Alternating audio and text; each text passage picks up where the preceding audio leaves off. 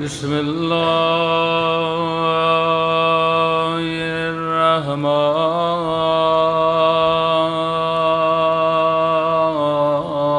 الرحمن الرحيم الحمد لله رب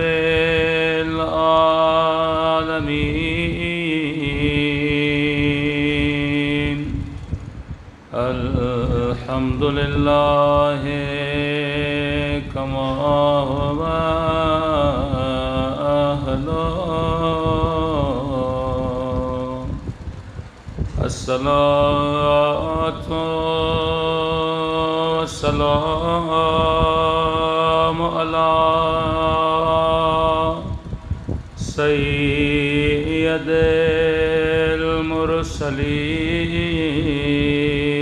المرسلين وخاتم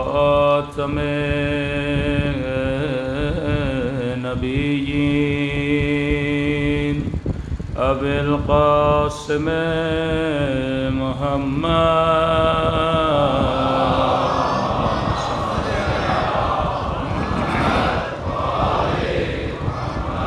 وعلى آله الطيبين الطاهرين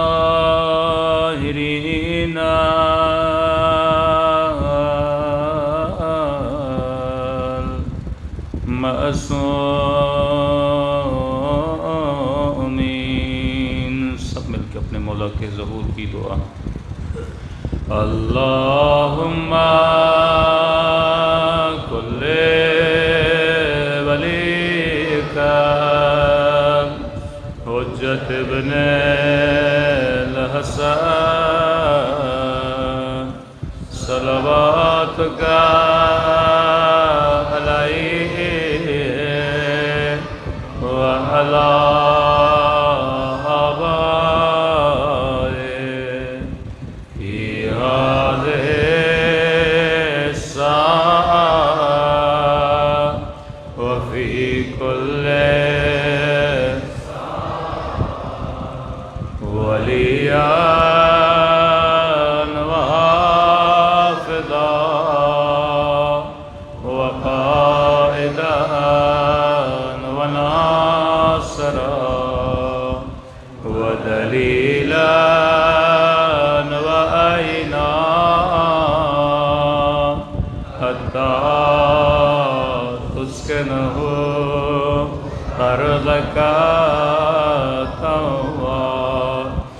وتمتعه فيها طويلا برحمتك يا أرحم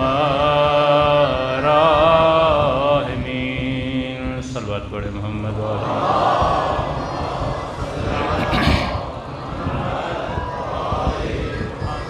بسم اللہ الرحمن الرحیم رب اشرح لی صدری ویسر لی امری واحلل عقدۃ من لسانی یفقهوا قولی اما بعد فقد قال سبحانہ وتعالی فی محکم کتابہ بسم اللہ الرحمن الرحیم بقیۃ اللہ خیر لکم ان کنتم مؤمنین صلوات پڑھے محمد وعلی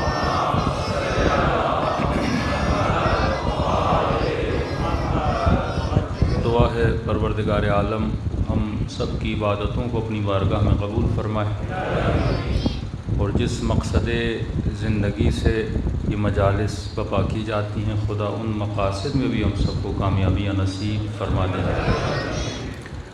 قرآن مجید کی مشہور اور معروف آیت جو شاید میں اپنی گزشتہ سالوں کی مجالس میں بھی اس آیت کو پڑھ چکا ہوں لیکن آج اس آیت کو ذرا فکر اہل بیت کے ذریعے سے دیکھیں گے کہ ہم کیا کریں کہ ہمارے وجود میں معرفت امام زمانہ بڑھ جائے ارشاد ہوا بقیت اللہ خیر لکم ان کنتم مؤمنین ایک ایسا وجود ہے جسے خدا نے آج تک باقی رکھا یہ وجود تمہاری زندگی میں باعث خیر ہے، باعث برکت ہے لیکن اللہ نے ایک شرط لگا دی، اگر تو مومن بن جائے۔ عام سی مثال دوں آپ کو کہ آپ میری مجلس سمجھ رہے ہیں، کیوں سمجھ رہے ہیں؟ کیونکہ آپ سب کو اردو آتی ہے۔ اگر یہاں میں فارسی میں پڑھنا شروع کر دوں تو وہی سمجھ پائے گا جسے فارسی آتی ہے۔ مطلب جیسا علم اردو میں دیا جا رہا ہے ویسا ہی فارسی میں دیا جائے گا، لیکن کیونکہ آپ کو فارسی نہیں آتی آپ مجلس نہیں سمجھیں گے۔ بالکل اسی طرح جب تک وہ صفت ایمانی آپ کے اندر پیدا نہیں ہوگی آپ اپنے امام سے خیر نہیں لے سکیں گے۔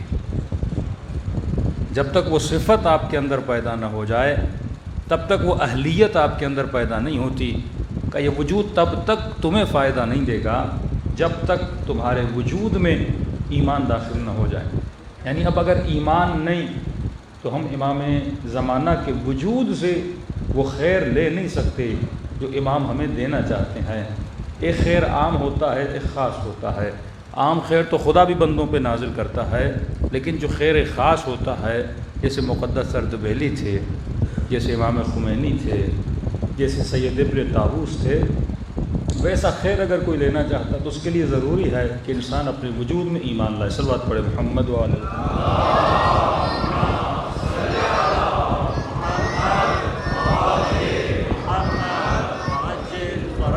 بار دیگر صلوات پڑھے محمد وعلیہ۔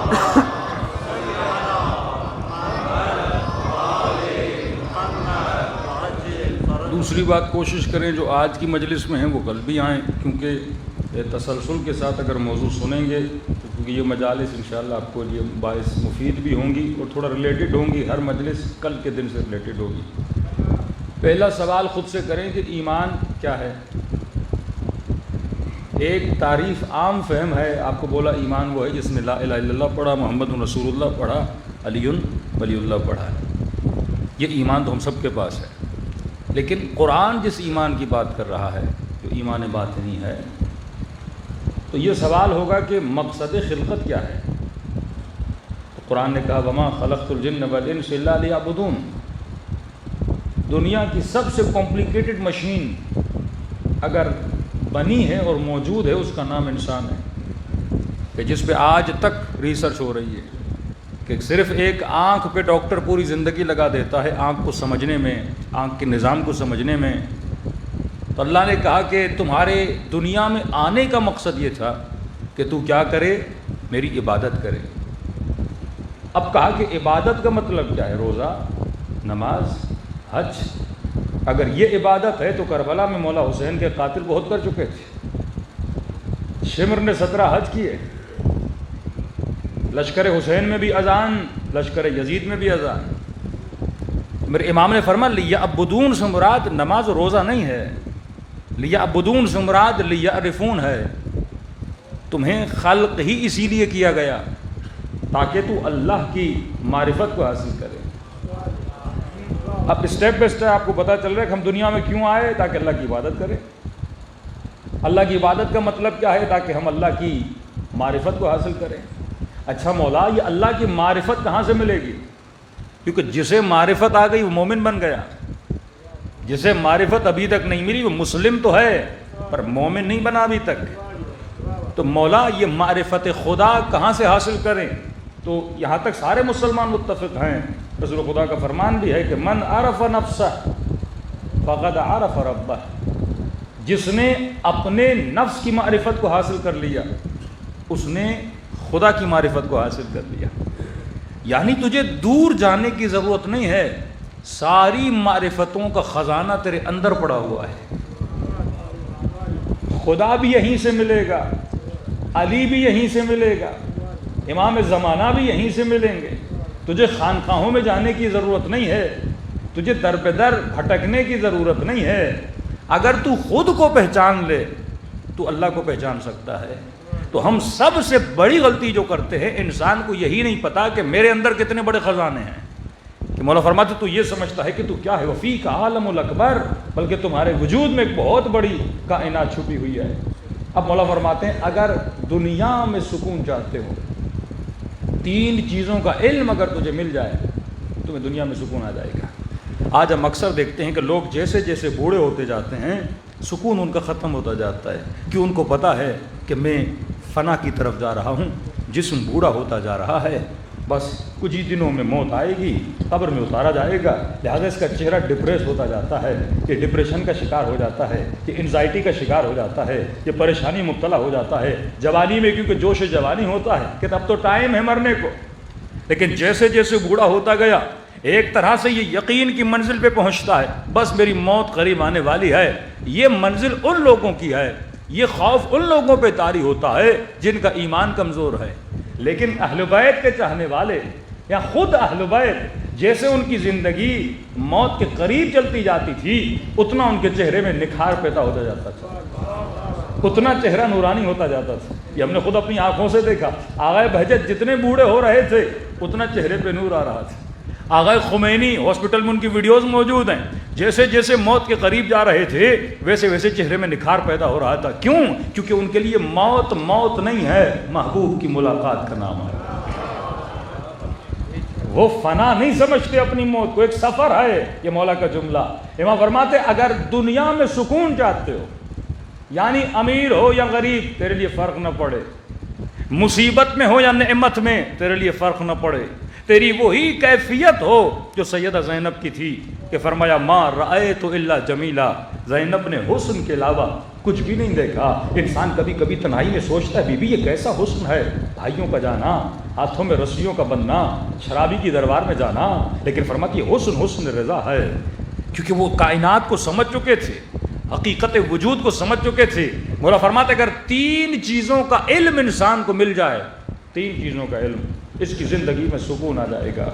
اب اس کے لیے پرواہ نہیں ہے امیر ہے یا غریب ہے، یہ بیمار ہے یا شفا یاب ہے، یہ صاحب اولاد ہے یا صاحب اولاد نہیں ہے۔ ہمیں یہی تو چیزیں غمگین کرتی ہیں نا کہ مولانا 10 سال گزر گئے اللہ نے اولاد نہیں دی، اتنے سال ہو گئے بیٹے کی اولاد نہیں ہے، مولانا دعا کریے میں گھر کا مالک نہیں ہوں، مولانا دعا کریے بیٹے کا ایڈمیشن ہو جائے، بیوی بیمار ہے، اولاد بیمار ہے، میں خود بیمار ہوں۔ یعنی انہی سب چیزوں نے ہمیں پریشانی میں ڈالا ہوا ہے۔ مولا فرماتے اگر تین چیزوں کا علم آ جائے انسان کی زندگی سنور جائے۔ مولا کون سا علم؟ فرما پہلی چیز من این فی این الی این، یہ تیری حقیقت ہے۔ اگر تین چیزیں سمجھ جائے کہ تو کہاں سے آیا ہے، کہاں پہ رہ رہا ہے اور تجھے کہاں پہ جانا ہے۔ آج پورا مجمع خود سے سوال کرے، ہمیں پتہ ہم کہاں سے آئے ہیں، ہمیں پتہ ہے ہم کس دنیا میں رہ رہے ہیں، اس عالم کی حقیقت کیا ہے، اور کیا ہمیں پتہ ہے وہ زندگی جو ہمیشہ کے لیے گزارنی ہے، جو ابدی زندگی ہے، ہم کہاں جانے والے ہیں۔ کم لوگوں کو پتہ ہے۔ ہمیں صرف اس دنیا کی حقیقت کا پتہ ہے، ہمیں یہ پتہ ہے صبح آفس جانا ہے، شام کو گھر آنا ہے، سر کا درد ہے اس کے لیے چائے کا کپ پینا ہے اور رات کو سو جانا ہے، پھر وہی روٹین ہم نے دہرانی ہے۔ ہمیں یہ نہیں پتا کہ ہم کہاں پہ رہ رہے ہیں، کہاں سے آئے ہیں، کیونکہ جہاں سے آئے ہیں یقیناً کوئی مقصد لے کر آئے ہیں، اور جہاں جانا ہے یقیناً کچھ حاصل کر کے جانا ہے۔ جب انسان ان چیزوں کے تین چیزوں کو سمجھ لے اس کی زندگی میں سکون آ جاتا ہے۔ اب مولا ہم کہاں سے آئے ہیں، مولا ہم کہاں پہ رہ رہے ہیں، یہ حقیقت امام حسین کو پتہ تھی کہ حسین کہاں سے آیا ہے، حسین کہاں پہ رہ رہا ہے اور حسین کہاں جا رہا ہے۔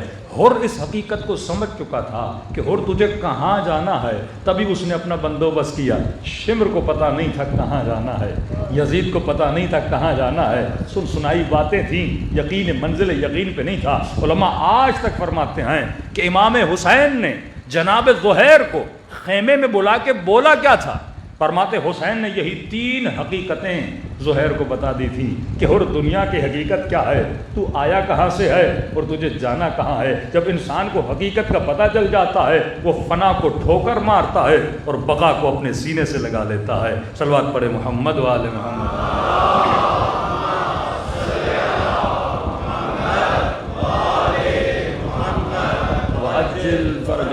آج کی مجلس میں ایک سوال کروں گا، گھر جا کے سوچئے گا اور ذرا جواب بھی میرے لیے لائیے گا، جواب میں کل کی مجلس میں دوں گا۔ ہمارے حوضوں میں بھی، حوضہ علمیہ میں بھی ایک سوال کیا جاتا ہے، کیونکہ اگر معرفت یہاں سے ملنی ہے تو سب سے پہلے اس کا پتہ ہونا چاہیے یہ ہے کیا۔ آج سب سے بڑا ظلم جو انسان نے کیا، انسان نے اپنی ڈیفینیشن غلط بیان کی ہے۔ مطلب مجھے پتہ نہ ہو کہ ٹشو کی تعریف کیا ہے، ٹشو بنا کس لیے ہے۔ اب ٹشو بنا پسینہ صاف کرنے کے لیے، اور بندہ اس کو کھانا شروع کر دے، تو اس کی ہدف اس کا ختم ہو گیا نا۔ جس مقصد کے لیے بنا تھا تم اس مقصد کے لیے استعمال ہی نہیں کر رہے۔ گلاس بنا، پانی ڈالو اور اس میں پانی پیو، اور بندہ گلاس کو کسی غلط مقصد کے لیے استعمال کرے، یہ گلاس کے ساتھ ظلم ہے۔ یہ جب دعائے کمیل میں کہتے ہو نا ظلم تو نفسی، ظلم تو نفسی، کیا مطلب ظلم تو نفسی؟ اچھا خاصا بندہ کھا رہا ہے، سو رہا ہے، اے سی میں سب کچھ، اور کہے ظلم تو نفسی، میں نے نفس سے ظلم کیا۔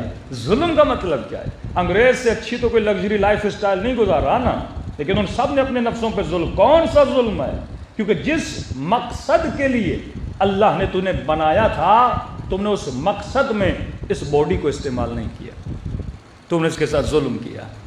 جوتی پاؤں میں رکھنے کے لیے بندہ سر پہ رکھ کے گھومے، یہ سر کے ساتھ ظلم ہے۔ امامہ سر کے لیے ہے، بندہ پاؤں میں رکھ کے گھومے، یہ امامے کے ساتھ ظلم ہے۔ تو اس جسم کے ساتھ ظلم کرتا ہے، تبھی قیامت میں ظالم بن کے اٹھتا ہے۔ رسول خدا فرماتے میری امت میں کچھ ایسے لوگ ہیں جو 10 حیوانوں کی شکلوں میں مشہور کیے جائیں گے۔ پھر ان مختلف حیوانات کے رسول خدا نے نام بتائے ہیں۔ انسان ایسا کیا کرتا ہے کہ تبدیل ہو جاتا ہے حیوانی شکل میں؟ یہ اپنے وجود کے ساتھ ظلم کرتا ہے۔ ظلم کیوں کرتا ہے؟ کیونکہ اسے اپنی معرفت نہیں ہے۔ اگر تو اپنی معرفت حاصل کر لے، اس کے بعد تجھے امام زمانہ کی معرفت ملے گی، اس کے بعد تجھے پروردگار عالم کی معرفت ملے گی۔ اب آپ سب خود سے ایک ہی سوال کریں کہ انسان کی ڈیفینیشن کیا ہے؟ انسان کہتے کس کو ہیں؟ میڈیکلی انسان کس کو کہتے ہیں؟ اللہ کی نظر میں انسان کس کو کہتے ہیں؟ آپ خود سوچئے کہ انسان کی تعریف کیا ہے۔ حوزے میں ایک تعریف بتائی جاتی ہے الانسان حیوان ناطق۔ انسان کی تعریف یہ ہے کہ انسان ایک ایسا حیوان ہے جو صاحب نطق ہے، جو بولنے کی توانائی رکھتا ہے۔ لیکن آج جو علماء ہیں، جیسے آیت اللہ حسن زادہ عاملی تھے، آغا جواد عاملی ہیں، انہوں نے اس تعریف کو ریجیکٹ کیا ہے کہ یہ انسان کی تعریف نہیں ہے، اور ہم نے آسان تعریف پڑھا کے لوگوں کو بتا دیا۔ آج مجمع سے سوال ہے کہ آپ کے ذہن میں انسان کی تعریف کیا ہے؟ کہ انسان کس کو کہتے ہیں؟ تو اگر یہ پوچھو گے نا انسان کس کو کہتے ہیں، تو ہزاروں تعریفیں نکل آئیں گی۔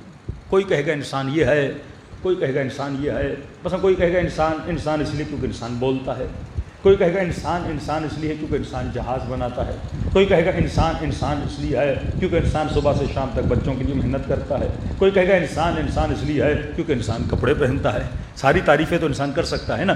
اس طرح نہ سوچو، پہلے اپنے ذہن میں یہ سوچو کہ انسان کیا نہیں ہے۔ یہ چھوڑ دو انسان کیا ہے، آپ یہ سوچو کہ انسان کیا نہیں ہے، پھر اصل تعریف نکل کے آ جائے گی۔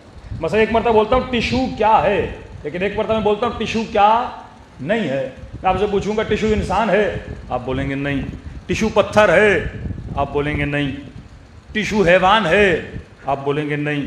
ٹیشو آئس کریم ہے، آپ بولیں گے نہیں۔ جب ساری چیزوں کو مائنس کرتے جاؤ گے، آخر میں وہ چیز بچ جائے گی جو اس کی حقیقت ہے۔ اب خود سے یہ سوال کرے کہ انسان کیا نہیں ہے۔ آپ سب سے ایک سوال کروں گا، کیا انسان درخت ہے؟ لیکن کیا درخت کے کمالات کو رکھتا ہے؟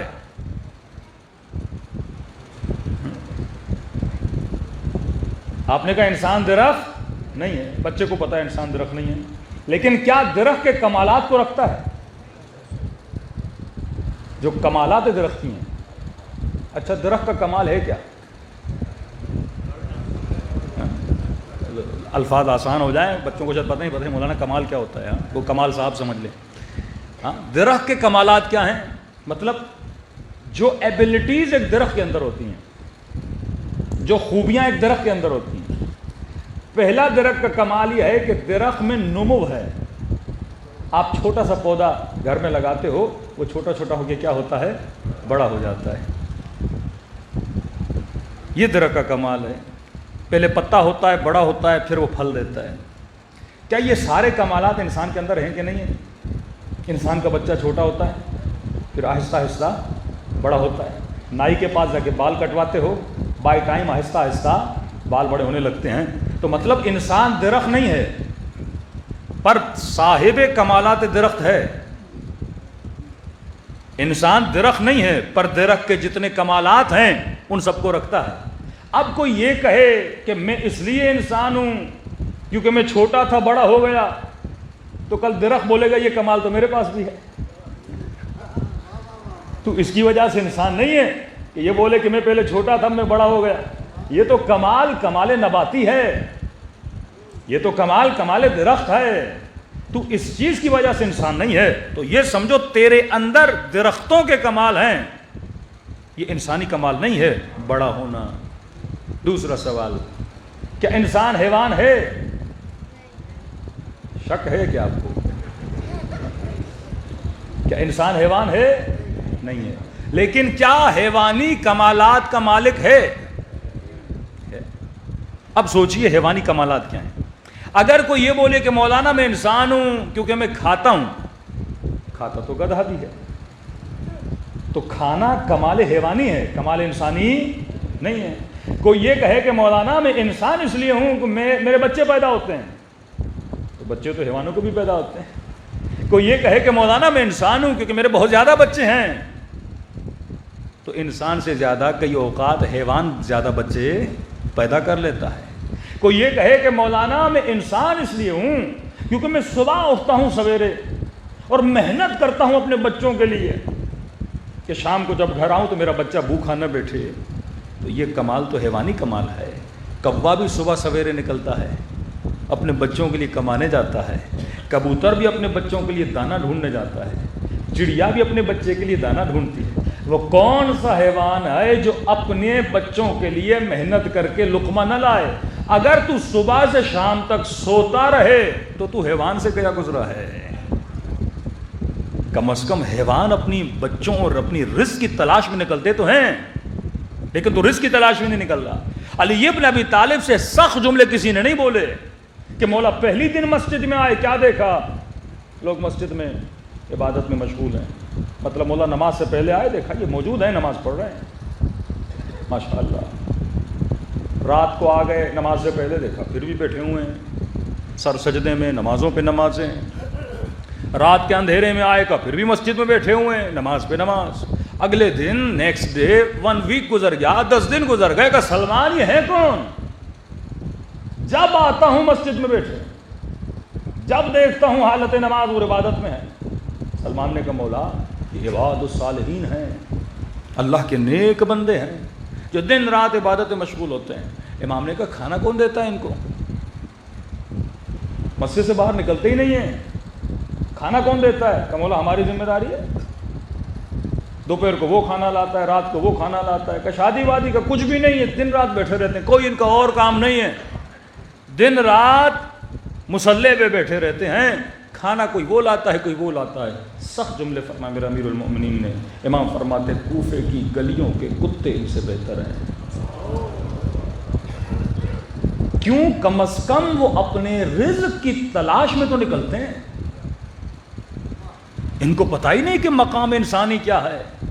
اگر کوئی یہ بولے کہ مولانا میں انسان اس لیے ہوں کیونکہ بچوں کے لیے کمانے جاتا ہوں، میں بچوں کے لیے محنت کرتا ہوں، میں پسینہ بہاتا ہوں، یہ کمال حیوانی ہے. حیوان بھی اپنے بچوں کے لیے کمانے جاتا ہے. دوسری چیز، کوئی یہ بولے مولانا ہم انسان ہیں کیونکہ انسان فوج بناتا ہے، اپنے ملک اور اپنے سرحد کا دفاع کرتا ہے. شیر کیا اپنے جنگل کا دفاع نہیں کرتا؟ ہاتھی کیا اپنے جھرمٹ کا دفاع نہیں کرتا؟ کوئی یہ کہے کہ مولانا ہم انسان اس لیے ہیں کیونکہ ہم جوائنٹ فیملی میں رہتے ہیں. آپ ہاتھیوں کو دیکھو، 40 ہاتھی جوائنٹ سسٹم میں رہتے ہیں. کوئی یہ بولے مولانا ہم انسان اس لیے ہیں کیونکہ اگر خدا نہ خواستہ کوئی رشتہ دار مر جائے تو ہم اس پہ روتے ہیں. یہ چیز نیشنل جغرافیہ میں ہاتھیوں کو دکھایا گیا، جب ان کا کوئی ہاتھی مر جاتا ہے. بندر کو دکھایا گیا، کوئی بندر مرتا ہے اس پہ گریا کرتے ہیں، وہ اس پہ روتے ہیں. تو یہ جتنے کمالات ہیں یہ کمالات حیوانی ہیں. کوئی یہ بولے مولانا میں انسان اس لیے کیونکہ میں بات کرتا ہوں. کلام تو طوطا بھی کرتا ہے، کوئی طوطا 2000 ورڈ، کوئی طوطا 5000 ورڈ. تو بولنا کمال انسانی نہیں ہے. اب مجھے بتائیے کمال انسانی کیا ہے؟ شادی میں کرتا ہوں اس لیے میں انسان ہوں، شادی تو حیوان بھی کرتے ہیں. شہوت میرے اندر ہے اس لیے میں انسان ہوں، تم سے زیادہ شہوت حیوان کے اندر ہے۔ میں کھانا کھاتا ہوں اس لیے انسان ہوں، ہم سے زیادہ کھانا حیوان کھاتا ہے۔ میں وزن زیادہ اٹھا لیتا ہوں، ہم سے زیادہ وزن حیوان اٹھاتے ہیں۔ اب ذرا سوچو کہ انسان کیا ہے؟ یہ جو کچھ تیرے پاس ہے یہ کمال حیوانی ہے۔ تو کوئی ایسی چیز تو بتانا جس کے ساتھ ثابت ہو کہ تیرے اندر کمال انسانی ہے۔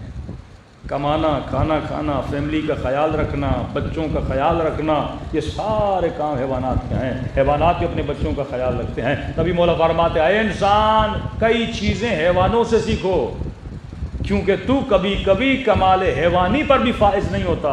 تبھی فرمایا کہ حسین کا مقابلہ انسانوں کے ساتھ نہیں تھا، انسان نما حیوانوں کے ساتھ تھا۔ علی ابن ابی طالب کا مقابلہ انسانوں کے ساتھ نہیں تھا، انسان نما حیوانوں کے ساتھ تھا۔ لیکن کبھی کبھی اولئک کالانعام بل ہم اضل، اللہ کہتا ہے یہ حیوان بن جاتا ہے، یعنی مطلب کمال حیوانی پہ ہوتا ہے، اس سے اوپر نہیں جا پاتا، بلکہ کہا کہ بل ہم اضل، لیکن کبھی کبھی یہ حیوانی درجے سے بھی نیچے گر جاتا ہے، نبات کے درجے پر آ جاتا ہے۔ پھر قیامت میں ایک درخت بنا کے اٹھایا جائے گا، ایک پتھر بنا کے اٹھایا جائے گا، لیکن اگر کمال حیوانی تک تھا حیوان بنا کے اٹھایا جائے گا، انسان بنا کے وہ اٹھایا جائے گا جس نے کمال انسانی کو پہچانا ہو، جسے پتا ہو کہ بھائی انسان کسے کہتے ہیں، کھانا پینا انسانیت نہیں ہے، بچوں کے لیے کمانا انسانیت نہیں ہے، یہ سارے جو کمالات ہیں یہ کمال حیوانی ہیں۔ تو مولا فرماتے ہیں کچھ چیزیں حیوانوں سے سیکھو۔ کوئی کہے مولانا میرے اندر غیرت ہے اسی لیے میں انسان ہوں، تو مولا فرماتے ہیں غیرت مرغے سے سیکھو۔ اگر تو غیرت مند نہیں ہے تو مرغے سے گیا گزرا ہے، اگر تیرے اندر حیا نہیں ہے تو کوے سے گیا گزرا ہے۔ آج آپ دیکھ رہے ہیں ویسٹرن سوسائٹی، کیوں اسلام بولتا ہے کہ یہ جو مغربی سوسائٹی ہے یہ حیوانی درجات سے بھی نیچے گر چکی ہے۔ جب انسان کو پتہ نہ ہونا کہ کمال انسانی کیا ہے، جب وہ اپنی صحیح تعریف نہ جانے، جب اسے پتہ ہی نہ ہو کہ انسان کہتے کسے ہیں، جب آپ کو پتہ ہی نہیں ہوگا آپ اس کی ڈیمانڈ کو کیسے پورا کرو گے، جب آپ کو پتہ ہی نہیں انسان ہوتا کہ آپ اس کی ضرورتوں کو کیسے پورا کرو گے، آپ پھر انہی کاموں پہ لگ جاؤ گے جو حیوانی کام ہے۔ اب صبح سے شام تک جو ویسٹرن سوسائٹی آپ دیکھیں وہ کن کاموں کے پیچھے، وہ صرف حیوانی لذات کے پیچھے ہے نا۔ سنڈے سیٹرڈے چھٹی ملتی ہے، کیا کرتے ہیں، سارے کمالات حیوانی میں لگ جاتے ہیں۔ انسان دن بدن اپنی شہوت کو کیسے بڑھایا جائے، اس کی فکر یہی ہوتی ہے، زیادہ سے زیادہ لذت حیوانی لی جائے، اس کی فکر یہی ہوتی ہے، کیونکہ یہاں سے وہ آگے بڑھ ہی نہیں پا رہا، وہ کمالات حیوانی پہ رک چکا ہے۔ لیکن جو کمال انسانی کو سمجھ جائے وہ کربلا میں جا کے حور بن جاتا ہے، جو کمال انسانی کو سمجھ جائے اسے لقب ملتا ہے یہ زین العابدین ہے، یہ سید الساجدین ہے۔ جو کمال انسانی کو سمجھ جائے پھر خدا کہتا ہے من یشری نفسہ ابتغاء مرضات اللہ، وہ اللہ کی مرضیوں کا خریدار بن جاتا ہے۔ جو کمال انسانی پہ پہنچ جائے اس کے لیے آواز آتی ہے یا ایھا النفس المطمئنہ ارجعی الی ربک راضیۃ مرضیہ۔ جو کمال انسانی کو سمجھ جائے وہ اپنے رب کو راضی کرتا ہے۔ آج آپ کو کیوں مسائل نظر آتے ہیں کہ بندہ مسجد میں بھی گناہ کر رہا ہے، مدرسے میں بھی گناہ کر رہا ہے تو انسان، لیکن کیوں کہ اسے پتہ ہی نہیں انسان کہتے کسے ہیں، اس نے بس یہ سمجھا، ہر چیز کو اس نے ذریعہ معاش بنا دیا، یہ سمجھتا ہے بس دنیا میں آیا اسی لیے ہوں، کھاؤں پیوں۔ اے جوان، اے بزرگ، ایک منٹ کے لیے سوچو، یہ کائنات کا سارا نظام اس لیے بنا کہ تو دنیا میں پیدا ہو، پیدا ہونے کے بعد B A M A bachelor master اور پی ایچ ڈی کرے، اس کے بعد کسی اچھی جاب پہ چلا جائے، جاب کرنے کے بعد شادی کرے، 3-4 بچے پیدا کرے، کھائے پیے اور آخر میں مر کے چلا جائے۔ اتنا بڑا نظام اس لیے بنا تھا کہ ہم آئیں، اچھی جاب ڈھونڈیں، شادی کریں، 3 بچے پیدا کریں اور مر جائیں۔ یہ تو مقصد نہ ہوا، یہ تو عبث ہوا۔ اتنی بڑا مقام کہ کربلا اسی لیے ہوئی تھی، کہ اہل بیت اسی لیے آئے تھے، کہ انبیاء کے گلے اس لیے کٹے تھے، کہ کربلا میں علی اکبر کو برشی اسی لیے لگی تھی، کہ سیدہ زینب اتنی مصیبتیں اس لیے اٹھائیں، یعنی کائنات بنی اس لیے تھی کہ انسان پیدا ہو، کھائے پیے اور آخر میں بوڑھا ہو اور مر کے چلا جائے۔ نہیں، یہ مقصد کائنات نہیں تھا۔ اگر یہ ہے تو یہ مقصد عبث ہے، کسی کائنات کو بننا ہی نہیں چاہیے تھا۔ مقصد کائنات کچھ اور تھا۔ جب تو کمال انسانی کو سمجھ جائے، جب تو مقام انسانی کو سمجھ جائے، اب آپ کے ذہن میں کون سا جواب آ رہا ہے کہ انسان کی تعریف کیا ہے؟ کھانا پینا انسان کی تعریف نہیں ہے، اٹھنا بیٹھنا انسان کی تعریف نہیں ہے، سونا انسان کی تعریف نہیں ہے، بچوں کی خدمت کرنا یہ انسانی تعریف نہیں ہے، یہ سارے مطلب جو چیز تم کر رہے ہو سب سے پہلے یہ سوچو کہ یہ حیوان کے اندر ہے کہ نہیں ہے۔ وہ سارے کمالات حیوان کے اندر موجود ہیں جو تمہارے وجود کے اندر موجود ہیں۔ وہ کون سی چیز ہے جو انسان کر سکتا ہے پر حیوان نہیں کر سکتا؟ وہی تیرا کمال ہے، اسی مقصد کے لیے تجھے بنایا گیا ہے۔ وہ کون سا مقصد ہے، وہ کون سی چیز ہے جو حیوان کے اندر نہیں ہے، انسان کے اندر ہے؟ لیکن فرمایا اللہ نے وہ چیز بھی حیوان کے اندر رکھی ہے پر محدود مدت میں رکھی ہے، انسان کے اندر لامحدود مدت کے لیے رکھی ہے۔ کون سی چیز ہے؟ اگر معصوم فرماتے نا کسی مومن کو کہا کہ آپ اپنے غصے پہ کنٹرول کیوں نہیں کرتے، مولانا نہیں ہوتا، یہ جو بولے نا نہیں ہوتا، یہ ابھی تک میدان انسانیت میں داخل نہیں ہوا۔ شیر درندہ ہے لیکن تربیت کرو شیر کی تو اپنی درندگی کو چھوڑ دیتا ہے۔ ہاں ایسا ہے کہ نہیں؟ انسان اگر اتنی بھی اپنی تربیت نہ کر سکے، لیکن سوال یہ ہم شیر کی تربیت کرتے ہیں، بندر کی تربیت کرتے ہیں، مختلف پرندوں کی پینگوئن کی تربیت کرتے ہیں، لیکن اس کی تربیت محدود ہے۔ مطلب شیر کو کتنا سکھاؤ گے؟ ایک لمٹ ہوتی ہے اس کی، اس سے زیادہ وہ سیکھ نہیں سکتا۔ کوئی شیر ڈاکٹر نہیں بن سکتا، کوئی شیر انجینئر نہیں بن سکتا، سیکھتا ضرور ہے لیکن لمیٹڈ سیکھتا ہے۔ اب مولا فرماتے ہیں انسان کی تعریف یہ ہے کہ خدا نے انسان کو ان لمیٹڈ سیکھنے کی صلاحیت دی ہے۔ یہ تیری تعریف، اسی چیز کی وجہ سے تو انسان ہے۔ حیوان لمیٹڈ تربیت پاتا ہے، انسان ان لمیٹڈ تربیت پانے کی صلاحیت رکھتا ہے۔ اب اگر تو اپنے وجود کو تربیت نہ دے تو انسان نہیں ہے۔ اگر تو اپنے وجود کو تربیت دے، اب سنیے مولا کے جملے، فرمایا ابو ذر ایمان کے 7ویں درجے پر، سلمان ایمان کے 10ویں درجے پر۔ سلمان آتے ہی تو سلمان نہیں بنا نا، اس نے اپنی تربیت کی اور اتنی تربیت کی کہ سلمان کا ایمان کہاں تک پہنچا؟ 10ویں درجے تک پہنچ گیا۔ اب حیوانات کے اندر دیکھو، چڑیا جو گھونسلہ 1000 سال پہلے بناتی تھی آج بھی ویسا ہی بناتی ہے۔ شہد کی مکھی جو چھتا 1000 سال پہلے بناتی تھی آج بھی ویسا ہی بناتی ہے۔ کوا جو 1000 سال پہلے کرتا تھا آج بھی ویسا ہی کر رہا ہے۔ مطلب خدا نے جتنا اسے سکھایا تھا اس سے آگے سیکھنے کی اس کے اندر صلاحیت نہیں ہے، تبھی اس کے وجود میں ترقی نہیں ہے۔ لیکن اے انسان، تو ہمیشہ اپنے وجود میں ترقی دیکھتا ہے۔ پہلے جنگلوں میں رہتا تھا، پھر شہروں میں آباد ہوا، پھر سنگل سٹوری بنائی، پھر تو نے ڈبل سٹوری بنائی۔ یہ چیز بتا رہی ہے کہ تمہارے وجود میں لامحدود تربیت کی صلاحیت ہے۔ اب تو دنیا میں آیا ہی اسی لیے تاکہ اپنی کیا کرے؟ تربیت کرے۔ کس کے ذریعے کرے؟ علم کے ذریعے کرے۔ کس سے علم لے؟ جس کے پاس لامحدود علم ہو۔ اور وہ کس کے پاس ہے؟ فرمایا انا مدینۃ العلم وعلی بابها، میں شہر علم ہوں اور دروازہ کون ہے؟ علی ابن ابی طالب ہے۔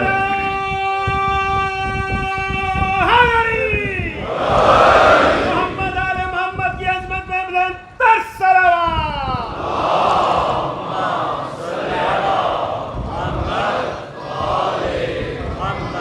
اجل فرجہم۔ انشاءاللہ بات سارے ذہنوں میں درج ہو گئی ہوگی۔ انسان کیا ہے؟ انسان کی تعریف کیا ہے؟ انسان دنیا میں اس لیے آیا تاکہ لامحدود تربیت پا سکے۔ اب اگر میں اپنی 25 سالہ زندگی میں 30 سالہ زندگی میں اپنی تربیت ہی نہیں کر رہا، لہٰذا میں انسان ہوں۔ جاب کر رہا ہوں، بچے ہیں، گھر ہے، لگژری لائف ہے، گاڑی ہے، یہ سارے مقامات حیوانی ہیں، انسانی نہیں ہیں۔ اصل مقام انسانی یہ ہے کہ تو اپنی تربیت کرے، تب تجھے اپنی معرفت آئے گی۔ پروردگارا تربیت لوں تو کس سے لوں؟ کہ اسی سے لو جو خود تربیت یافتہ ہو۔ جو خود تربیت یافتہ نہیں وہ تیری تربیت کیسے کر سکتا ہے؟ جو خود کامل نہیں وہ تجھے کامل کیسے بنا سکتا ہے؟ تبھی ہماری تربیت کے لیے کسی نہ کسی معصوم کا ہونا ضروری تھا، کوئی ایسا وجود جو انسان کی کیا کر سکے؟ تربیت کر سکے۔ آج اکثر بچوں کے ذہن میں یہ بات ہی نہیں ہے، جب بڑے ہوتے ہیں یہی ذہن میں ڈالا جاتا ہے بیٹا نوکری کرنی ہے. اب دن رات وہ محنت کرتا ہے کہ وہ نوکری کروں جس میں زیادہ سے زیادہ پیسہ ہو. پھر دوسرا ایم بناتا ہے گاڑی لینی ہے, گھر لینا ہے, شادی کرنی ہے. اسے یہ نہیں پتہ اپنی تربیت بھی کرنی ہے کہ نہیں ہے. اب ہوا کیا معاشرے میں, بیٹا ڈاکٹر بن گیا, بیٹی ڈاکٹر بن گئی, گھر بھی آ گیا, گاڑی بھی آ گئی, لیکن اس گھر کے اندر جاؤ ان دونوں میں تربیت کا فقدان ہے. مجلس میں بھی لوگ آ جاتے ہیں. اس وقت انٹیریئر سندھ میں ایک بیچارے مومن کو اٹیک آ گیا. ان کا ہوا کیا آپ کے ساتھ؟ کہ مولانا ڈیلی مومنوں کے جھگڑے حل کرا کرا کے میں بیمار ہو گیا. 10 دنوں میں اتنے جھگڑے ہوتے ہیں ان لوگوں میں, پولیس کا ادھر سے فون آتا ہے اس کا مسئلہ حل کروا, اس کا مسئلہ حل کروا, اس کا مسئلہ حل کروا, تو پریشان ہو جائیں.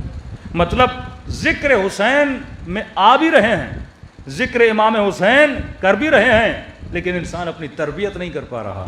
تو ذکر کا کوئی فائدہ نہیں ہے جب تجھے پتہ ہی نہ ہو کہ مقصد کربلا کیا ہے. امام حسین کب خوش ہوئے تھے؟ جب غر نے اپنی تربیت کی نا, جب وہ ایک قدم انسانیت کی طرف بڑھا نا, جب وہ سمجھ گیا کہ مقصد انسانیت مال جمع کرنا انسان کا مقصد نہیں ہے, یہ ضرورت بدن ہے. شادی کرنا مقصد انسان نہیں ہے, یہ ضرورت بدن ہے. کھانا کھانا انسان کی ضرورت نہیں ہے, یہ ضرورت بدن ہے. یہ ساری ضرورت حیوان بھی اپنی پوری کرتا ہے, تو بھی پوری کر رہا ہے, لیکن تو اس لگژری گھر میں جب اپنے صوفے پہ سویا ہوا ہے, یہ سوچ تمہارے اندر کمال انسانی کتنا ہے. اللہ نے دولت تو قارون کو بھی دی, نمرود کو بھی دی, لیکن وہ مقصد انسان کو نہ سمجھ سکا کہ کائنات میں میرے آنے کا مقصد کیا تھا. وہ مقصد دنیا کو سمجھ بیٹھا کہ معصوم فرماتے ہیں مقصد خلقت وہ کائنات ہے جہاں تو جانے والا ہے. آج ہم میں سے کتنے لوگوں کو پتا ہے کہ جب روحیں بدن سے نکلیں گی تو کہاں جائیں گی؟ واللہ اگر پتہ چل جائے تو انسان ڈیلی دعا کرے کہ روح جلدی نکلے اور اس عالم میں چلا جاؤں, کیونکہ اس عالم میں علی بھی ہیں, حسن بھی ہیں, حسین بھی ہیں, 1 لاکھ سے زیادہ انبیاء بھی ہیں. مولا سے یہ بھی مجالس میں آئے گا, امام کے جملے کی تشریح میں دوں گا. کسی نے کہا مولا عالم آخرت اور عالم دنیا میں ان دونوں کو دیکھا جائے تو ان کا تقابل کہ یہ کیسا ہے اور یہ کیسا ہے. مولا ان دونوں کا تقابل تو بتائیے تاکہ ایک اندازہ تو ہو. اچھا, کئی لوگ اس عالم کو سمجھ نہیں پاتے, اس کا بھی امام نے جواب دیا. امام فرماتے جب بچہ شکم مادر میں ہوتا ہے, کہ ماں کا پیٹ کتنا ہے, دنیا کتنی بڑی ہے, کوئی میتھمیٹک جاننے والا کیلکولیشن کر کے بتائے کہ ماں کا پیٹ کتنا ہے اور باہر والی دنیا کتنی ہے. شاید کوئی اندازہ بتا بھی نہ سکے, پیٹ اتنا چھوٹا, باہر کی دنیا اتنی بڑی. کب ایسے ہی سمجھو دنیا ماں کا پیٹ ہے اور باہر برزخ ہے. دنیا ماں کا پیٹ ہے اور باہر عالم برزخ ہے. دوسری چیز امام نے فرمایا بچہ ماں کے شکم میں کتنی لذتیں لیتا ہے, کتنی لذتیں لیتا ہے؟ بہت کم. آپ کو کم لگ رہی ہیں, بچے سے پوچھو جو شکم میں ہے کہ میں تو بڑے مزے میں ہوں, مجھے تو نکلنا بھی نہیں ہے, میری تو کائنات وہی ماں کا پیٹ ہے, جو مل رہا ہے الحمدللہ بہت اچھا مجھے مل رہا ہے. لیکن آپ شکم سے باہر ہو, جو شکم سے باہر ہے وہ کہتے ہیں بچہ کب نکلے گا باہر, بچہ تکلیف میں ہے. بچے نے تو دنیا کی رنگینیاں نہیں دیکھی, اسے کیا پتا کہ باہر کی دنیا میں کتنا مزہ ہے. یہاں تو پارک بھی ہے, یہاں تو اسکول بھی ہے, یہاں تو گاڑی بھی ہے, یہاں تو ویدر بھی, سب کچھ ہے. اندر تو اندھیرا ہے, کچھ بھی نہیں ہے, اندر تو ظلمات ہے. لیکن بچے کو بولو گے باہر بہت بڑی دنیا ہے, بولے گا پاگل کسی اور کو بناؤ. ان کنتم لا تعلمون, قرآن بھی کہتا ہے تجھے نہیں پتا کہ وہ کیا ہے. اور جب کوئی سمجھاتا ہے کہتے ہیں مجھے پاگل نہیں بنا, میرا تو سب کچھ یہی ہے. شیطان کیش دیتا ہے نا کہ سب کچھ یہی ہے, باہر کچھ بھی نہیں ہے. لہٰذا اس بچے کی, یہ مولا علی کی مثال, اس بچے کی مانند ہے جو شکم مادر میں ہے. اسے کیا پتا, اسے شعور بھی نہیں ہے, اور سمجھاؤ گے وہ سمجھے گا بھی نہیں. اس کی پوری کائنات ماں کا پیٹ ہے, لیکن کیونکہ تو باہر ہے تجھے پتا ہے کہ باہر کی نعمت کیا ہے. مولا فرماتے کیونکہ ہم وہاں ہیں, ہمیں پتا ہے کہ وہاں کیا ہے. رسول دیکھ کر آئے معراج پر کہ وہ عالم کیا ہے، وہ کائنات کیسی ہے، لہٰذا ہم تجھے بار بار بتا رہے ہیں۔ حسین سمجھا رہے ہیں شمر اپنی آخرت تباہ نہ کر، وہاں بڑی نعمتیں ہیں۔ یزید اپنی آخرت تباہ نہ کر، وہاں بڑی نعمتیں ہیں۔ غور اپنی آخرت تباہ نہ کر، وہاں بڑی نعمتیں ہیں۔ جو سمجھ گیا وہ حسین کا عاشق بن گیا، جو نہیں سمجھا وہ حسین کا قاتل بن گیا۔ تو فرمایا بس شکم مادر میں تو خوش رہنا چاہتا ہے یا باہر کی کائنات کے مزوں کو لینا چاہتا ہے؟ ایک ہی حدیث ہے، اس میں آپ سمجھ جائیں گے۔ مولا فرماتے ہیں دنیا میں کوئی پھل کھاتے ہو اس کے کتنے ذائقے ہوتے ہیں؟ میکسیمم ایک پھل کھاؤ گے 2-3 ذائقے آپ کو ملیں گے نا۔ سیب کھاؤ گے کھٹا بھی ہوگا میٹھا بھی ہوگا، شاید کوئی ایسا پھل ہو جو ساتھ میں نمکین بھی ہو، تو میکسیمم جو ٹیسٹ آپ لے پاتے ہو ایک سنگل آئٹم سے کتنے ہوتے ہیں؟ 2 اور 3 ٹیسٹ آپ لے سکتے ہو۔ مولا فرماتے ہیں آخرت میں جب ایک پھل کھاؤ گے، ایک پھل میں اللہ نے 50,000 ذائقے رکھے ہیں۔ اب سوچو اس شکم کے لیے دنیا شکم مادر کی طرح ہے اور ساری نعمتیں کائنات جتنی بڑی ہے۔ تبھی فرمایا جنت میں ایک مومن کا گھر دنیا سے بڑا ہوگا۔ اب وہ بحریہ ٹاؤن کے 500 گز گھر کے لیے روتا رہے، 1000 گز کے گھر کے لیے سر کے بال سفید کر دے، ٹینشن میں مارا بلڈ پریشر کا مریض ہو جائے کہ بس 1000 گز کا پلاٹ مل جائے، ہر مجلس میں دعا کرواتا رہے مولانا پلاٹ مل جائے، اللہ ہنسے گا کہ نہیں ہنسے گا؟ میں نے دنیا جتنا بڑا پلاٹ تیرے لیے رکھا ہوا ہے اور تو 500 گز کے لیے خود کو موت دے رہا ہے، بلڈ پریشر کا مریض ہو رہا ہے۔ تبھی مولا فرماتے ہیں کہ علی والوں کے لیے دنیا مچھر کے پر کے برابر بھی نہیں ہے، کیونکہ وہ دنیا کی حقیقت کو سمجھ چکے۔ مولا ابن سعد کو کہہ چکے ابن سعد رے کی حکومت تو دور، تجھے رے کی گندم کا دانہ بھی نصیب نہیں ہوگا۔ کن چیزوں کی وجہ سے تو قاتل حسین بنا؟ یہ ضرور اہل بیت پہ ظلم ہوا ہے، ہم گریہ کرتے ہیں، لیکن اہل بیت ہنستے تھے اپنے دشمنوں پہ۔ بی بی زینب یزید کا مذاق اڑا رہی ہیں دربار میں کھڑے ہو کر، یزید تو کیا سمجھ رہا ہے، تجھے کیا ملا ہے؟ تجھے کچھ بھی نہیں ملا۔ اللہ عزت کسے دیتا ہے، اللہ ذلت کسے دیتا ہے، سب کچھ قبضہ قدرت پروردگار عالم میں ہے۔ تو لوگوں کو خوش کرنے کے لیے، اپنے نفس کو خوش کرنے کے لیے حسین کو قتل کر رہا ہے، اور حسین نے خدا کو خوش کرنے کے لیے اپنے اہل و عیال کو اللہ کی دربار میں لٹا دیا۔ محمد آل محمد بیانتر صلوات۔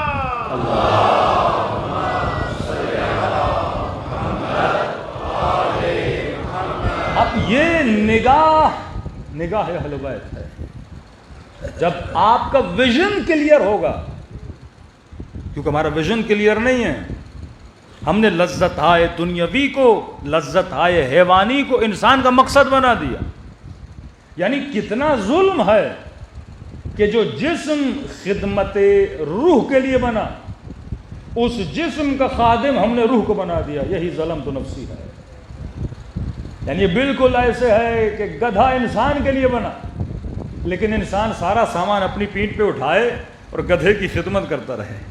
دنیا ہنسے گی نا، اسی طرح خدا بندے پہ ہنستا ہے کہ جسم کو میں نے تیری خدمت کے لیے بنایا، تو ایسی اسی کے لیے، بیڈ اسی کے لیے، صبح سے شام محنت اسی جسم کے لیے، کھانا پینا جسم کے لیے۔ کہ جسم تو سوکھی روٹی سے بھی بھر جاتا ہے، لیکن اس کے لیے کتنی خدمت کرتا ہے۔ رات کے 2 بجے فلاں ریسٹورنٹ پہ جاتا ہے، فون کرتا ہے، پیسے خرچ کرتا ہے، کتنے مزے کے لیے؟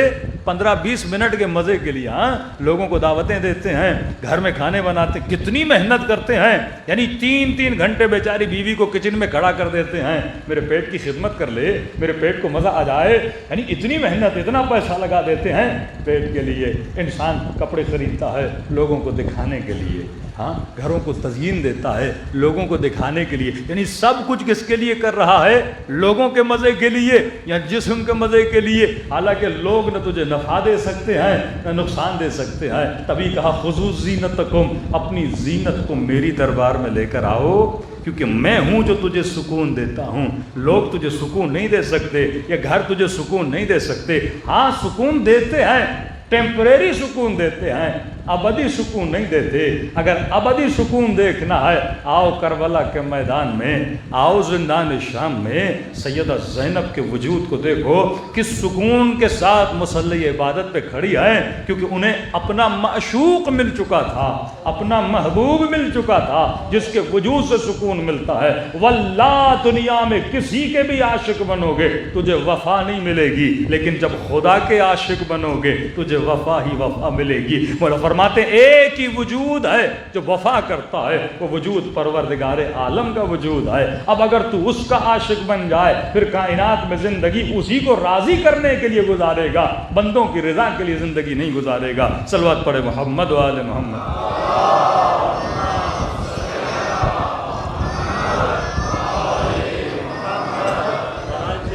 بارے دیگر صلوات پڑھے محمد و آل محمد.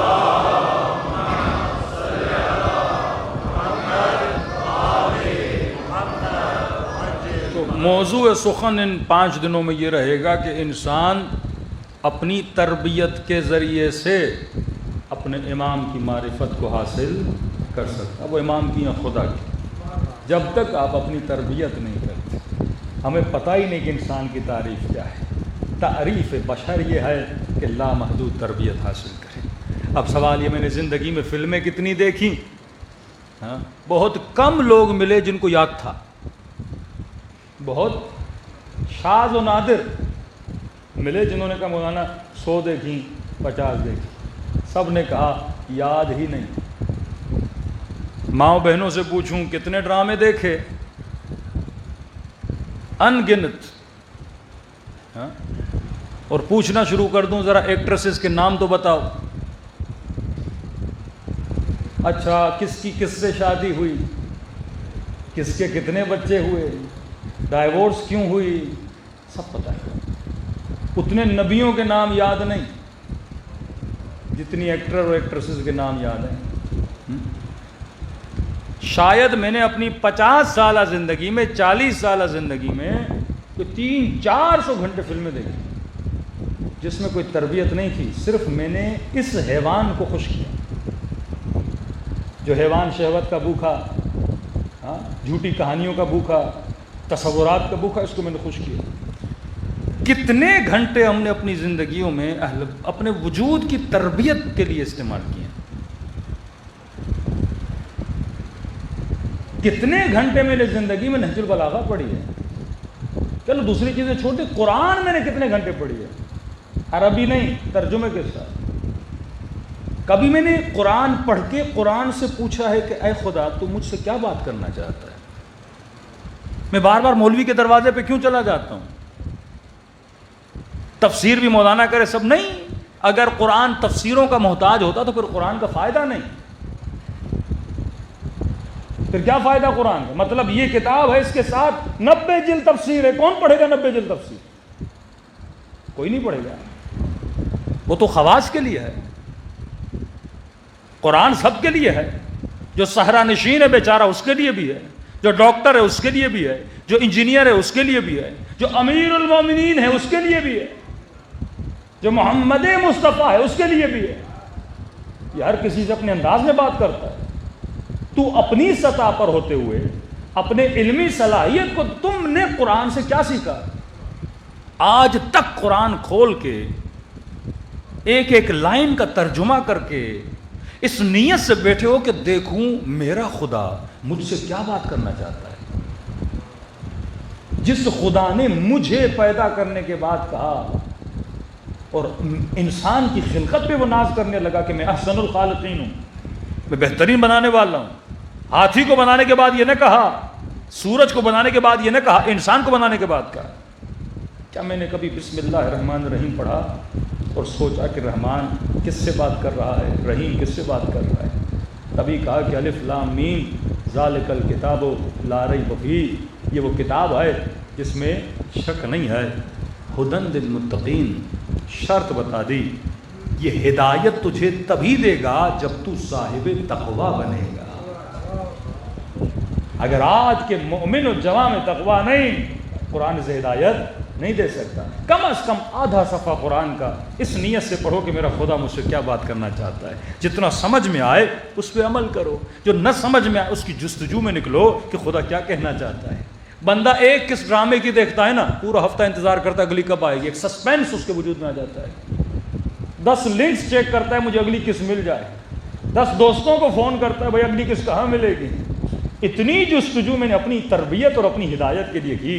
العلم فی الجوع, جب تک تیرے اندر عطش نہیں خدا تیری پیاس کو نہیں بجھائے گا. جب تک تیرے اندر بھوک نہیں, اہمیت موضوع کو تو نہیں جانے گا, تب تک خدا تیری ہدایت نہیں کرے گا.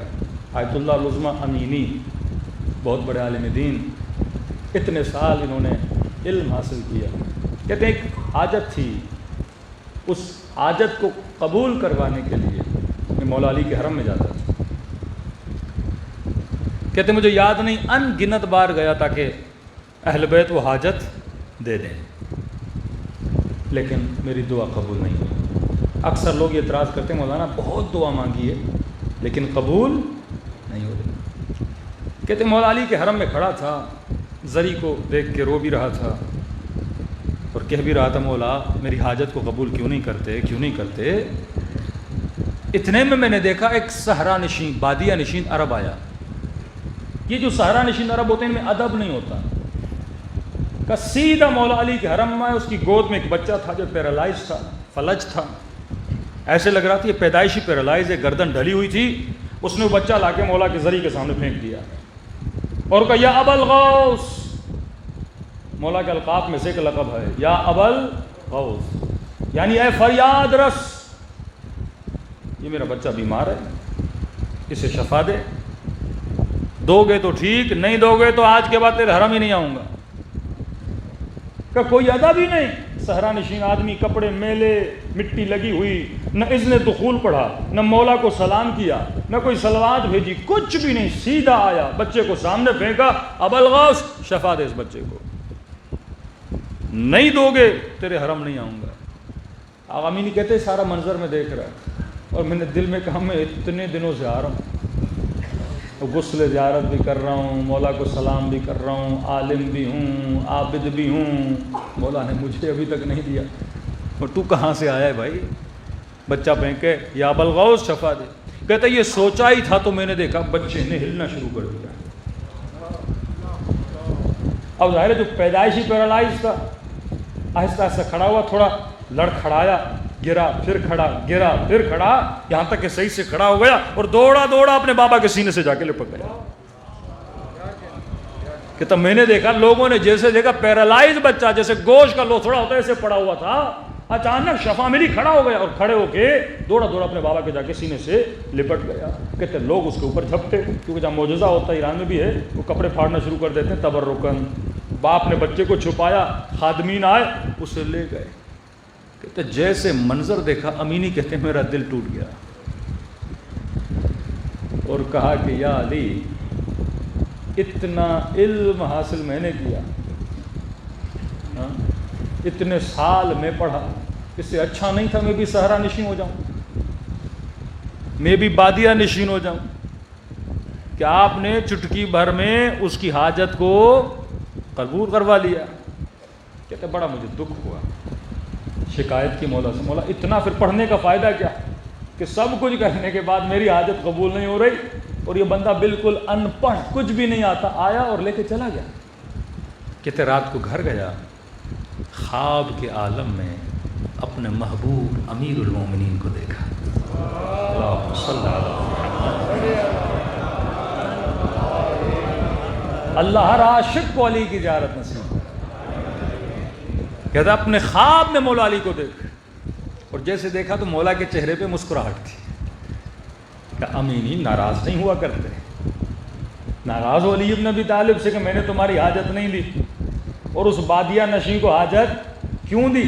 کہ ایک تو علی تجھ سے محبت بہت کرتے ہیں, میرا دل ہے تو بار بار میرے دروازے پہ آ. دوسری بات علی کو یقین ہے میں تجھے نہ بھی دوں تو آئے گا. لیکن جو بادیہ نشین بے ادب تھا, اگر اس دن شفا نہ دیتا وہ کافر بن جاتا. لیکن میں تیری معرفت کو جانتا ہوں, تو صاحب معرفت ہے, اگر ہم کبھی کبھی تمہیں نہیں دیتے اس میں تمہاری بہتری بھی ہوتی ہے. دوسری اوقات کبھی کبھی دیر سے دیتے ہیں تاکہ تو زیادہ ہمارے در پہ آئے. جتنا آئے گا اتنی معرفت بڑھے گی, جتنی معرفت بڑھے گی آخرت میں اتنے درجات بڑھیں گے. صلوات پڑھے محمد و آل محمد.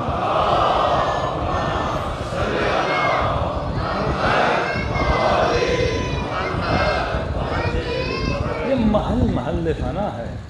بچوں کو سمجھانے کے لیے ایک مثال, ایک 2 سال کا بچہ اور بچی آپ کا کوئی ہو اور اپنے بابا کو کہے کہ مجھے وہ تیز دھار چھری دو. 2 سال کا بچہ جو ابھی چلتا بھی نہیں ہے, اپنے گھٹنوں پہ چل رہا ہے اور ضد کرے, روئے کہ مجھے وہ چھری چاہیے. اتنی تیز چھری کوئی لے لے تو آدمی خود کو زخم دے دے. روئے جائے, آپ دو گے؟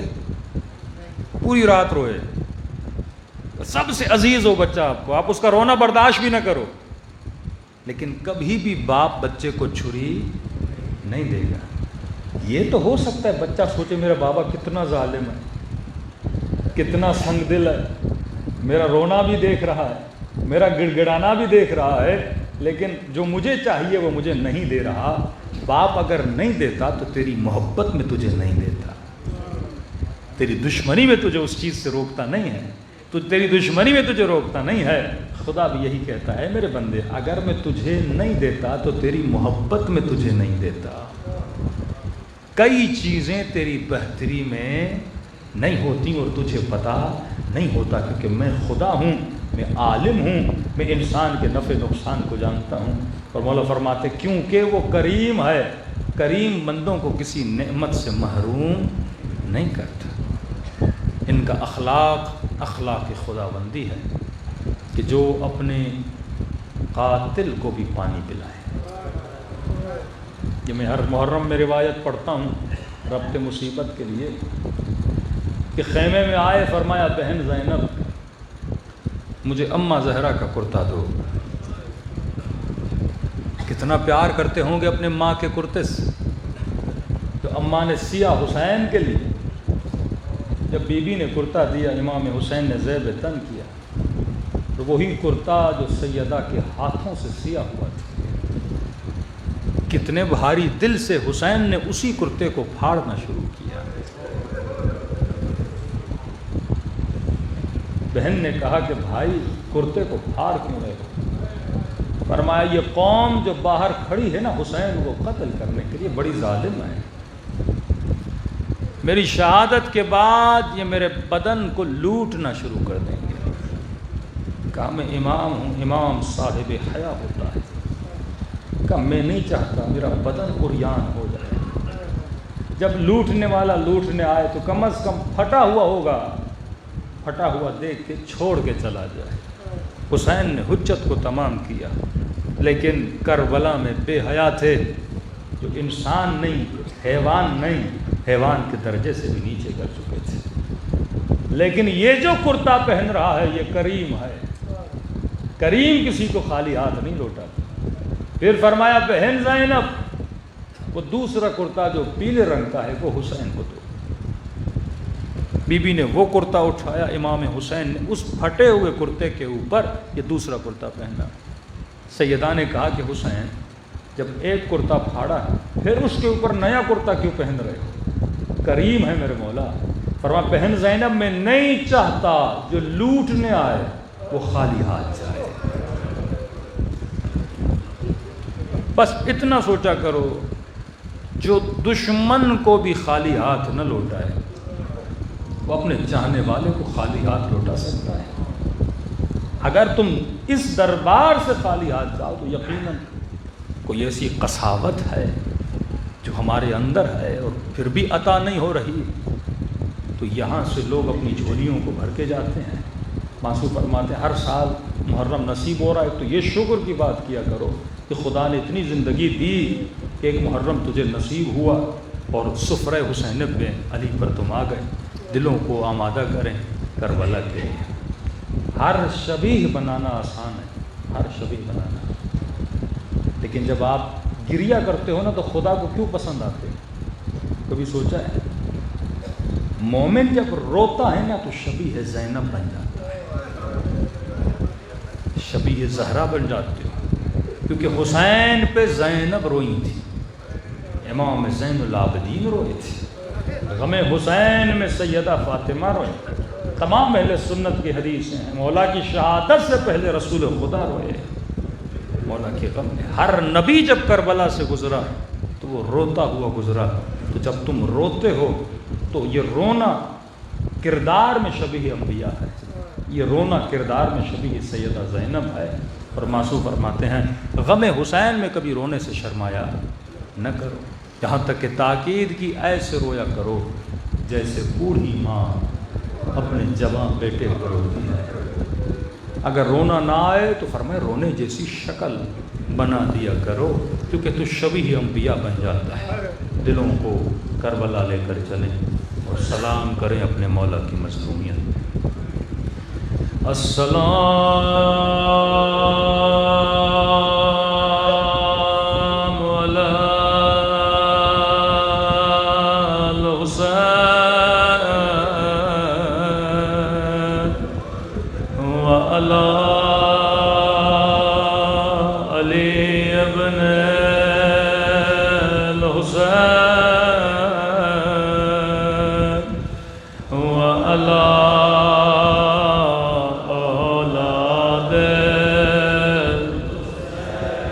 سب مل کے وعلی اصحاب بلند آواز سے السلام علی حسین وعلی علی ابن وعلی اولاد الحسین وعلی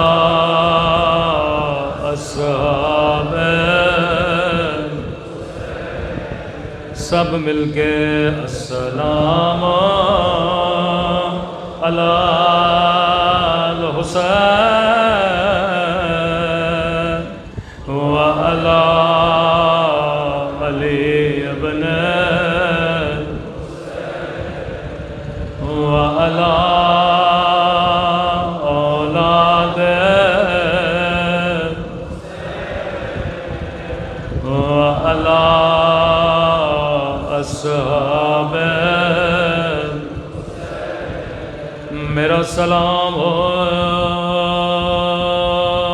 زینب کی لٹی ہوئی چادر پہ،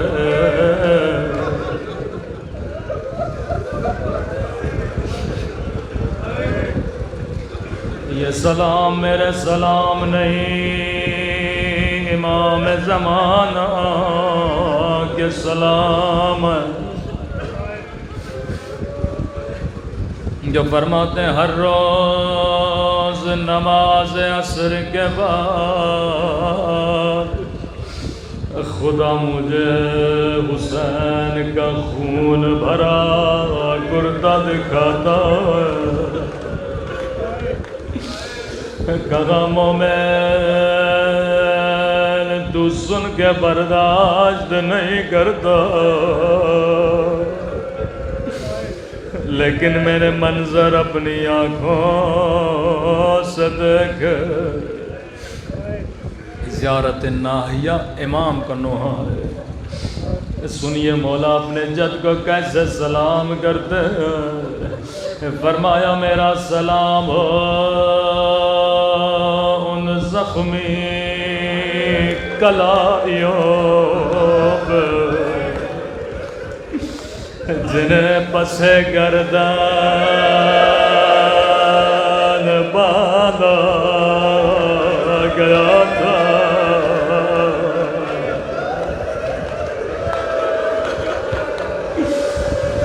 میں قربان سکینہ کے ننھے سے ہاتھوں پہ، میں قربان بی بی زینب کی مظلومیت پر یہ میرے سلام نہیں امام زمانہ کے سلام ہے، فرمایا میرا سلام ہو ان ننھے سے رخساروں پہ جن کا رنگ بدلتا رہا، یہ نہیں کہا جن کا رنگ بدل گیا بلکہ بدلتا رہا، کبھی ظالم کے تماچوں نے رنگ نیلا کیا،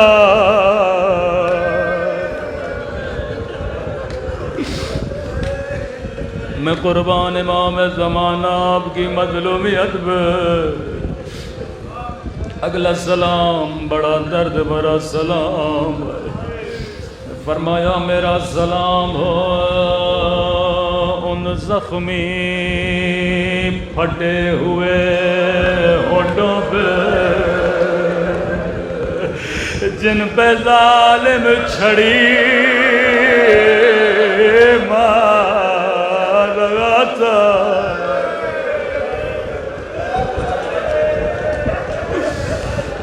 میرا سلام قلب امام زمانہ پہ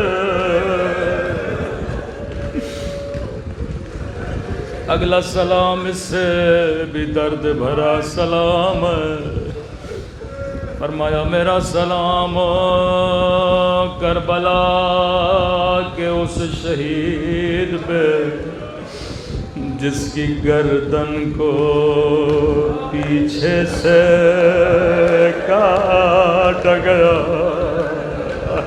اللہ جانے زینب نے یہ منظر کیسے دیکھا، اللہ جانے سکینہ نے یہ منظر کیسے دیکھا، اے میرے اللہ تجھے واسطہ اس درد بھرے منظر کا، جب سکینہ نے اپنے ہونٹوں کو بابا کی کٹی گردن پہ رکھا تھا، رو کے کہہ رہی تھی بابا میرے غریب بابا، بابا ذرا آنکھیں کھولو، ذرا میرے زخمی کان دیکھو، بابا آنکھیں کھولو، ذرا میرے زخمی رخسار دیکھو،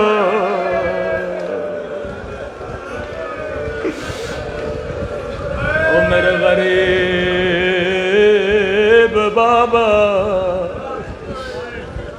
بابا تو نے کہا یتیموں سے پیار کیا جاتا ہے، بابا تو نے کہا یتیموں کے سروں کے بوسے لیے جاتے ہیں، بابا میں بھی یتیم ہے، کسی نے مجھے سینے سے نہیں لگایا، کسی نے میرے سر کے بوسے نہیں لیے، راوی کہتا ہے زندان شام میں جب بابا کا سر اپنی گود میں لیا، رو کے کہنے لگی بابا او میرے غریب بابا، او بابا ظالم کا ہاتھ بڑا تھا، میرا چہرہ چھوٹا تھا،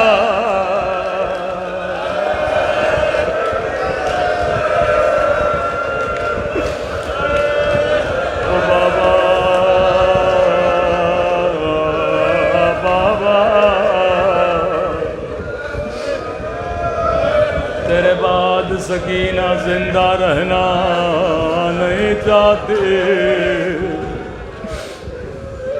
اللہم اشفی صدر الحسین بظہور الحجہ، اے خدا تجھے سکینہ کی یتیمی کا واسطہ ہمارے مولا امام زمانہ کا ظہور فرما، ہم سب کو مولا کے اعوان انصار میں شریک فرما، پروردگار ہم سب کے صغیرہ کبیرہ گناہ معاف فرما، ہمارے والدین کے صغیرہ کبیرہ گناہ معاف فرما، ان گنہگار آنکھوں کو امام زمانہ کی زیارت نصیب فرما، حاضرین محفل جتنے مومنین ہیں خدا ان کی شرعی حاجات کو اپنی بارگاہ عالی میں قبول فرما۔ ربنا تقبل منا انک انت السمیع الدعاء۔